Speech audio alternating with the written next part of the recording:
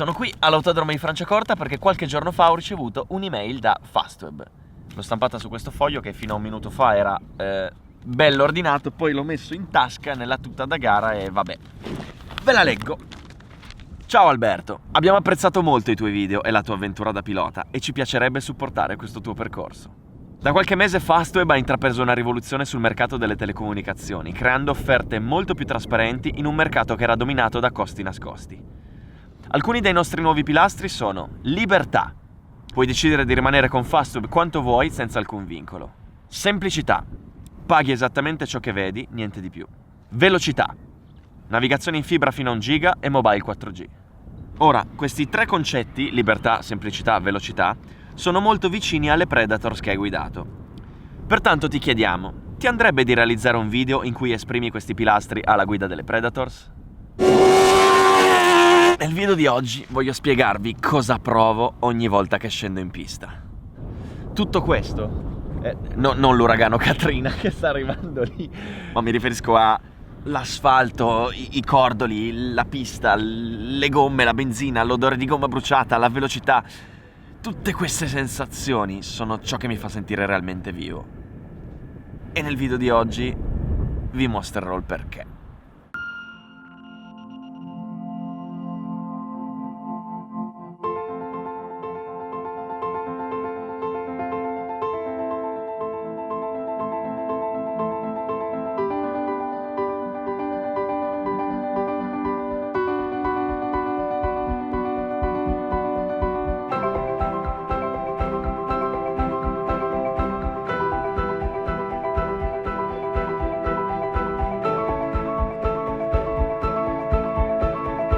Beh, il concetto di libertà qui è un po' paradossale perché voi vi chiederete come si fa a sentirsi liberi nel momento in cui si è incatenati dentro un abitacolo con cinture a 5 punti, casco, collare ANS e soprattutto si gira in tondo in continuazione dentro un circuito chiuso. Ciò che mi rende realmente libero è che qui sono libero di osare, sono libero di sperimentare e spingere costantemente alla ricerca del limite.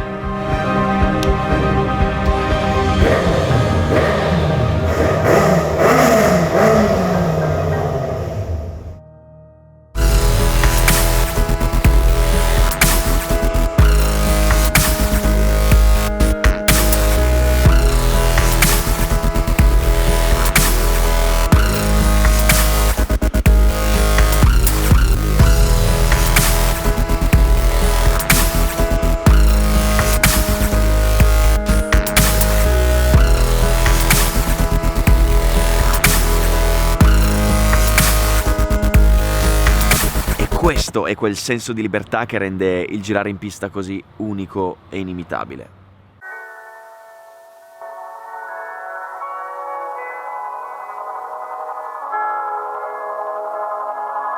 Guardando la Formula 1 ci siamo forse abituati all'idea che un oggetto più è complesso e più è emozionante.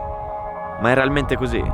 È davvero necessario avere componentistiche da milioni di euro per provare emozioni? Che tu abbia gomme slick da qualifica o copertoni di un camion, che tu abbia alettoni studiati in gallerie del vento da 100.000 euro o pezzi di lamiera, il suono del motore, il profumo di benzina, il profumo di gomma bruciata, la spinta che senti sotto il sedere e la sensazione che provi a guidare, a volare a 5 cm dall'asfalto, sono sempre quelle. Le cose semplici sono le migliori. Bastano un telaio, 4 ruote, un motore e provi emozioni incredibili.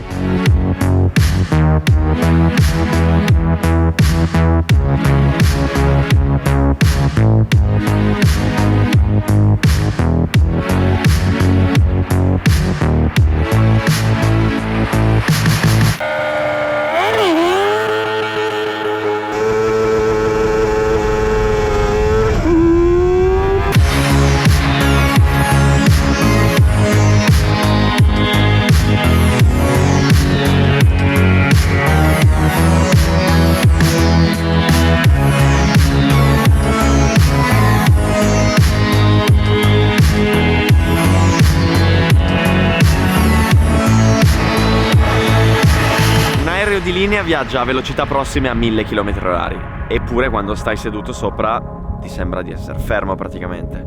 Quello che voglio dire è che bisogna distinguere tra due concetti fondamentali: velocità e senso di velocità. Una Predator PC-08 raggiunge una velocità massima di 160-170 km/h, che è la velocità che raggiunge la mia punto scassata del 2001. Ma la sensazione di velocità che ti fa provare è qualcosa di indescrivibile, ti sembra di volare. E fare i 160 km/h su un telaio, 4 ruote e sfiorare l'asfalto ti dà più senso di velocità che fare i 300 km/h su una supercar iper accessoriata e super confortevole.